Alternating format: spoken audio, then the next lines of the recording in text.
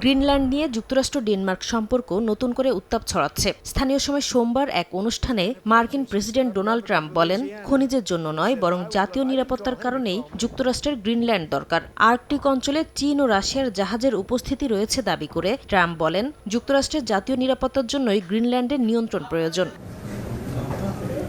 এর একদিন আগে রোববার লুইজিয়ানা অঙ্গরাজ্যের রিপাবলিকান গভর্নর জেফ ল্যান্ড্রিকে গ্রিনল্যান্ড বিষয়ক দূত হিসেবে নিয়োগ দেন ট্রাম্প। বিবিসির বরাতে তিনি জানান, ডেনমার্কের অধীনে থাকা এই আধা স্বায়ত্তশাসিত অঞ্চলটিতে অভিযানের নেতৃত্ব দেবেন ল্যান্ড্রি। সামাজিক যোগাযোগ মাধ্যম এক্সে দেয়া এক পোস্টে গ্রিনল্যান্ডকে যুক্তরাষ্ট্রের অংশ করার এই কাজে নিয়োগ পাওয়া অত্যন্ত সম্মানের বলেও জানান সদ্য নিয়োগ পাওয়া গ্রিনল্যান্ড বিষয়ক ওই দূত।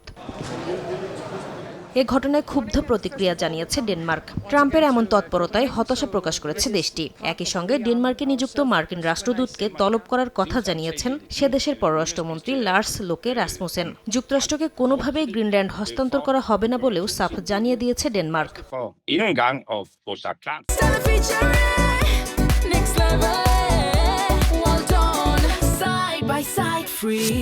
ডেনমার্কের আঞ্চলিক অখণ্ডতা ও সার্বভৌমত্বের প্রতি অঙ্গীকার পুনর্ব্যক্ত করেছে ইউরোপীয় ইউনিয়ন। সংস্থাটির মুখপাত্র জানান, ডেনমার্কের সার্বভৌমত্ব ও সীমান্তের অখণ্ডতা রক্ষা করা ইউরোপীয় ইউনিয়নের জন্য অত্যন্ত গুরুত্বপূর্ণ।